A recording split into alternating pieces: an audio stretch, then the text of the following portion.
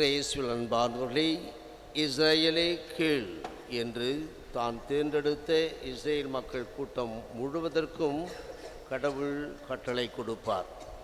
அந்த கட்டளையை நாம் இணை சட்ட நூலிலே வாசிக்கின்றோம். அங்குதான் சொல்லுகின்றார், இஸ்ரேலை செவி கொடு, நாம் கடவுளாகிய ஆண்டவர் ஒருவரே ஆண்டவர். உன் முழு இதயத்தோடும் முழு உள்ளத்தோடும் உன் முழு ஆற்றலோடும் உன் கடவுளாகிய ஆண்டவரிடம் அன்பு கூர்வாயாக. முழு முழு என்று அதில் எதிலும் குறை இல்லாமல் 100% என்றால் 100%. இந்த 100% என்பதற்கு தெளிவான விளக்கத்தை இணை சட்ட நூல் 7ஆம் அதிகாரத்தில் இன்று நமக்கு வாசிக்கப்பட்ட பகுதிக்கு முந்தைய பகுதியில் இருக்கிறது. நீ உரிமையாக்கிக் கொள்ளப் போகும் நாட்டில் உன் கடவுளாகிய ஆண்டவர் உன்னை புக செய்து உன்னை விட வலிமையிலும் எண்ணிக்கையிலும் மிகுந்த மக்களாகிய இத்தியர், கிர்காசியர், எமோரியர், கனானியர், பெர்சியர், இவ்வியர், எபூசியர் என்னும் 7 மக்களினங்களையும் உன் கண்முன்னே விரட்டி அடித்து உன் கடவுளாகிய ஆண்டவர் அவர்களை உன்னிடம் கையளிக்கும் போது இதற்கு பிறகு செய்ய வேண்டியதுதான் அந்த முழு முழு என்பதற்கு அர்த்தமாக இருக்கும். அவ்வாறு உன்னிடம் அந்த நாட்டையே கையளிக்கும் போது, அவர்களை விரட்டி அடித்துவிட்டு அந்த நாட்டை உன்னிடம் கையளிக்கும் போது, நீ அவர்களை முறியடித்து முற்றிலும் அழிப்பாய். முற்றிலும் அழிப்பது என்பது ஆண்டவரை கொண்டு வந்து வைக்கும் என்ற அந்த இடத்திலே முழுமையாக அன்பு செய்ய வேண்டிய என்ற இடத்திலே எதுவெல்லாம் இல்லாமல் போக வேண்டும் என்று அவர் இன்னும் அதிகமாக விளக்கமாக சொல்லுவார். அவர்களோடு உடன்படிக்கை செய்து கொள்ளவோ அவர்களுக்கு இரங்கவோ வேண்டாம். நீ அவர்களோடு திருமணம் ஒப்பந்தம் செய்து கொள்ளாதே. உன் மகளை அவர்கள் மகனுக்கு கொடுக்காதே. உன் மகனுக்கு அவர்கள் மகளை கொள்ளாதே. அன்பானவர்களே, இன்று இந்த டிஸ்பாரிட்டி ஆஃப் கல்ட் என்ற அந்த ஒரே ஒரு உரிமையை வைத்து கொண்டு கிறிஸ்தவ பிள்ளைகள் பிற மதத்தை சேர்ந்தவர்களை எளிதாக திருமணம் செய்து கொள்ளும் ஒரு உரிமை அதன் வழியாக இருக்கிறது. பவுலின் பிரிவிலேஜ் என்று சொல்வார்கள். எனவே ஆனால் கடவுள் தொடக்கத்தில் அந்த இஸ்ரேல் மக்களை தேர்ந்தெடுத்து கொண்டு வந்து அவர்களுக்கு வாக்களிக்கப்பட்ட அந்த பாலும் தேனும் பொழியும் கானான் நாட்டிலே குடியமர்த்துகின்ற போது அவர்களுக்கு தெளிவாக சொல்லிவிடுகின்றார், இன்றைய காலகட்டத்திலே வாழ்ந்து கொண்டிருக்கின்ற மக்களுக்கு இது தேவை. இன்று நான் வாசிக்கின்ற இந்த பகுதி நேரடியாக சென்று கொண்டிருக்கிறது. மக்கள் எல்லோரும் இதை கேட்க வேண்டும் என்று இன்னும் அழுத்தமாக சொல்லுகின்றேன். நீ அவர்களோடு திருமண ஒப்பந்தம் செய்து கொள்ளாதே. உன் மகளை அவர்கள் மகனுக்கு கொடுக்காதே. உன் மகனுக்கு அவர்கள் மகளை கொள்ளாதே. அதற்கு காரணம், ஏனெனில் என்னை பின்பற்றுவதிலிருந்து உன் பிள்ளைகளை அவர்கள் விலக்கி வேற்று தெய்வங்களை வணங்கும்படி செய்வார்கள். தெளிவாக சொல்லப்படுகிறது. அதனால் ஆண்டவரின் சினம் உனக்கு எதிராய் மூண்டு உன்னை விரைவில் அழிக்கும். மாறாக நீ அவர்களுக்கு இவ்வாறு செய். இதுதான் அந்த முழுமையாக அழித்துவிட்டு கடவுளை அங்கே வைப்பது. என்ன செய்ய வேண்டும்? அவர்களின் பலிப்பீடங்களை இடித்து அவர்களின் சிலை தூண்களை உடைத்து அவர்களின் அசீரா கம்பங்களை வெட்டி அவர்களின் கைவினையான சிலைகளை தீயில் எரித்துவிடு. ஏனெனில் உங்கள் கடவுளாகிய ஆண்டவர் தூய மக்களினம் நீங்கள். மண்ணில் உள்ள எல்லா மக்களினங்களிலும் உங்களையே தம் சொந்த மக்களாக கடவுளாகிய ஆண்டவர் தேர்ந்து கொண்டார். எனவே இப்படி அவர் தேர்ந்து கொண்டார். எனக்கு அவர் முழுமையான இடத்தை கொடுக்கின்றார். நான் அவருக்கு அந்த முழுமையான இடத்தை கொடுக்க வேண்டுமானால் இந்த தீயதையெல்லாம் விலக்கிவிட வேண்டும் என்று தெளிவாக சொல்லுகின்றார். அந்த தீயதை விளக்குவதற்கு என்னென்ன செயல்கள் செய்ய வேண்டும் என்றும் குறிப்பாக சொல்லுகின்றார். திருமணம் தொடங்கி அனைத்தும் தெய்வங்கள் வரை இதையெல்லாம் இன்று கடைபிடிக்கின்றவர்கள் யார்? இதை சாலமோன் அரசன் ஞானி என்று சொல்லக்கூடிய அவன் என்ன செய்கின்றான்? அவன்தான் தாவீதிற்கு பிறகு அந்த ஆலயத்தை கட்டுகின்றான். அவனுக்குத்தான் கடவுள் நீ கேட்ட ஞானத்தை கொடுக்கின்றேன் என்றெல்லாம் சொல்லுவார். ஆனால் அதே சாலமோன் என்ன செய்வான்? அரசன் சாலமோன் அயல்நாட்டு பெண்கள் பலர் மேல் மோகம் கொண்டார். பார்வோனின் மகளை மணந்ததுமன்றி மோவாபியர், அம்மோனியர், ஏதோமியர், சீதோனியர், இத்தியர் ஆகிய பல நாட்டு பெண்களை மணந்தார். அங்கே சொல்லப்பட்டது இது செய்யக்கூடாது என்று.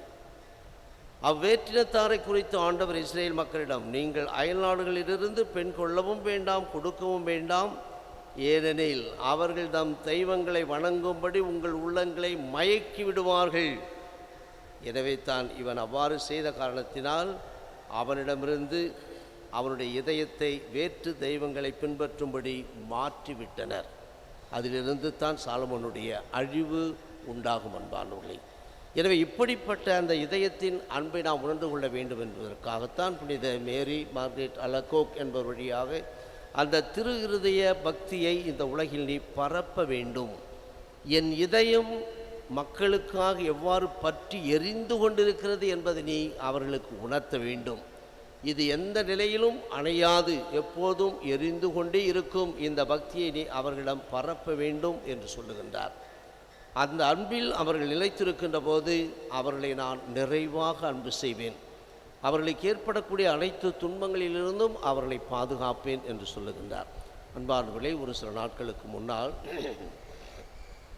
இந்த தீய சக்திகளை விரட்ட வேண்டும் என்பதற்காக புத்தகத்தில் என்ன ஜபங்கள் இருக்கிறது என்று பார்த்துவிட்டு இந்த யூடியூப்பிலே அதற்கான ஜபங்களை நான் கண்டுபிடித்து என்னிடம் ஒருவர் வந்து கேட்ட கேள்வி, அவர் எனக்கு ஒரு தெளிவை கொடுத்து அதன் வழியாக நான் அதை பார்த்தேன்.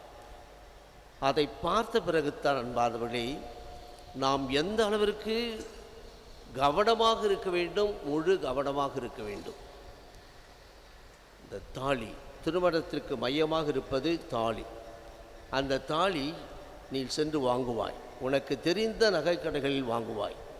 அது பொன்னிலிருந்து உருக்கப்பட்டு செய்ததாக இருக்கும், அழகாக இருக்கும். பார்த்தால் உனக்கு நீ அருமை, சிலுவை இருக்கிறது, இயேசுவின் இதயம் இருக்கிறது, என் மகன் பேர் இருக்கிறது, மருமகள் பேர் இருக்கிறது, எல்லாம் இருக்கிறது, அருமை அருமை என்று சொல்லுவான்.